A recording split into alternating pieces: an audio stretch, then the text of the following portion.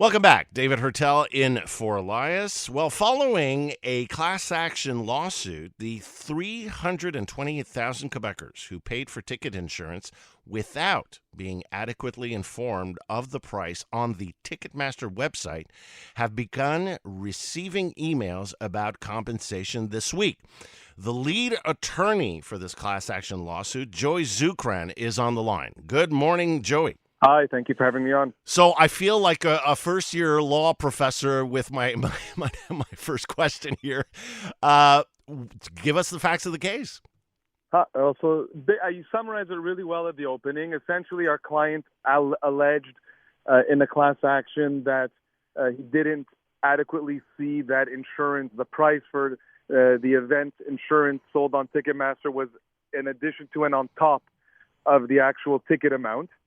So a class action was filed. Mm-hmm. Fast forward, a settlement was reached in which a settlement fund of 3.3 million Canadian dollars was set aside, and which allows class members, so people who purchased event ticket protector insurance during that period, so from 2019 to 2023, will automatically receive an email from the claims administrator, who's named Concilia, and those people can click on the blue button in that email it's very simple to claim their compensation, which on average is anywhere from $17 to $36, depending on how many insurance packages you purchase.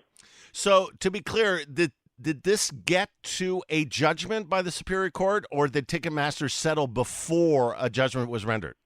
So there were some preliminary judgments and proceedings that took place. Mm-hmm. A settlement was reached before having a final judgment on the merits, so it's without any admission. Mm-hmm. There was a judgment approving the settlement, Mm-hmm. and which also considers the practice change that took place and the compensation that's being offered, but all of that was without any admission. Ticketmaster basically says, we're willing to refund you up to 100% of what you paid for insurance, but we didn't do anything wrong, which is pretty much how settlements always happen. Mm-hmm. The good news is that there's no proof whatsoever for the public to make, for class members to make. It's literally as simple as clicking that email. So the reason I'm on is to encourage people to go through their emails. And if you have that email from Ticketmaster saying you're eligible for a class action, it's legitimate, and that is the way to claim your due. Okay, so walk me through this. If I bought concert tickets and is it that Ticketmaster charged me automatically for insurance, or didn't explain, or did I buy insurance? I mean, I'm not clear on how that worked. So good question. So let's say you purchased tickets to see Madonna, Yeah. giving an example. So you would have, at the second stage of the purchase process, so you would have already chose your ticket. Yeah, my seats, everything, yeah. There you go, $300 a ticket. Mm-hmm. Then at this last stage, they would say, okay, would you like to protect your purchase? And there was a box that said yes or no. And if you clicked yes, it was not clear to our client and to the class members at the time that there would be an additional fee. So those are the people that are concerned by this case and who will benefit from it. Since then, Ticketmaster has made it much more clear. The price is displayed prominently in bold. But prior to the practice change in 2023, it was much less clear according to our client, and that's why a settlement was reached. All right, so we're relying on Ticketmaster for getting that email, right? They have it in their records, so they are sending out the emails saying you're part of this class and you're eligible for a refund?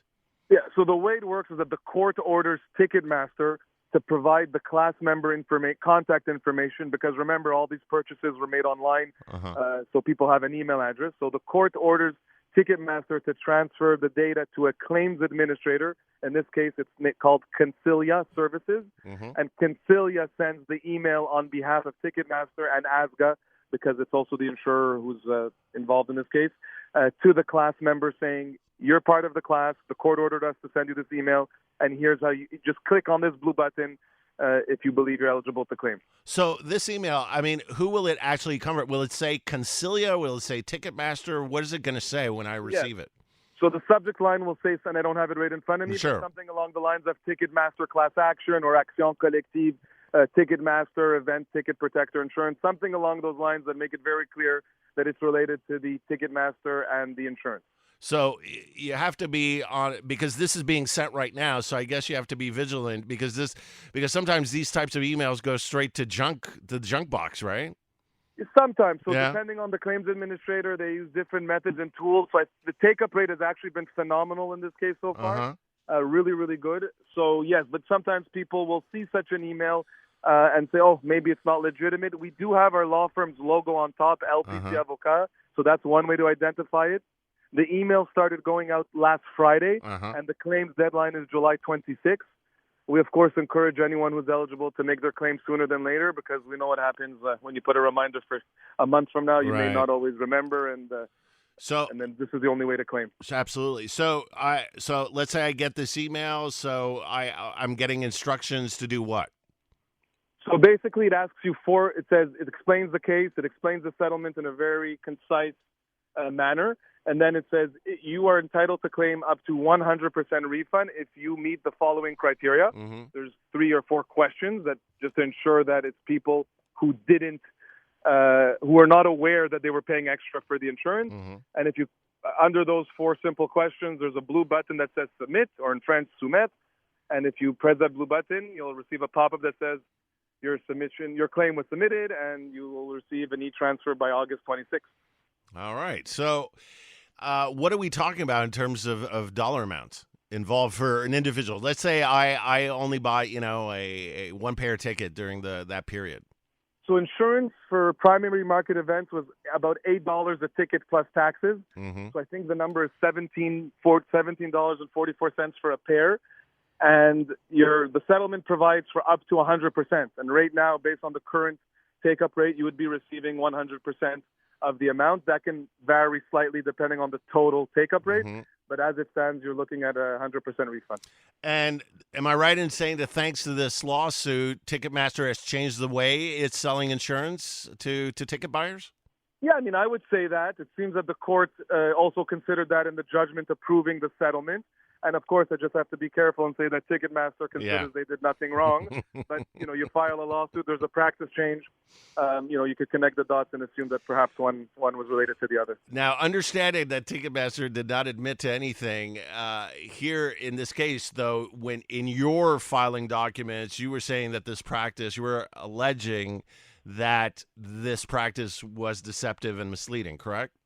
Sure. I mean, that's what was alleged in the original application to authorize a class action. We thought that the case had merit. We were ready to prosecute this case until the end.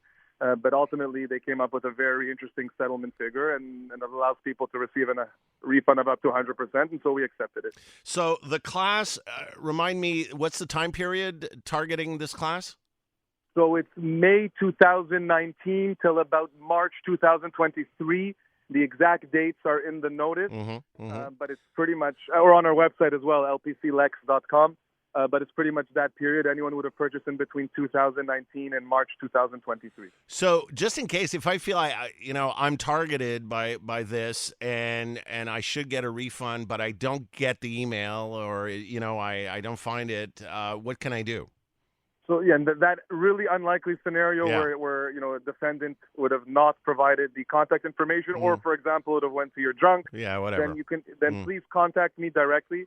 You can contact our offices. Our website is lpclex.com, where you can find my email and my phone number, and we'll be more than happy to look into that and get you compensated. Again, repeat that, because is it LP as in Paul or T as in Thomas? Oh, LP as in Paul, C like Charlie, LEX.com. All right. Joey, thank you very much for your time, and congratulations. Thank you for having me. Have a great weekend. You too. Joey Zukran, class action attorney, who was the lead attorney in this class action lawsuit against Ticketmaster, which was settled, again, with no admission by Ticketmaster, but you should be receiving an email, so be on the lookout. If you bought tickets with insurance, you should be getting an email for the mechanism to get your money back for that insurance for tickets that were bought.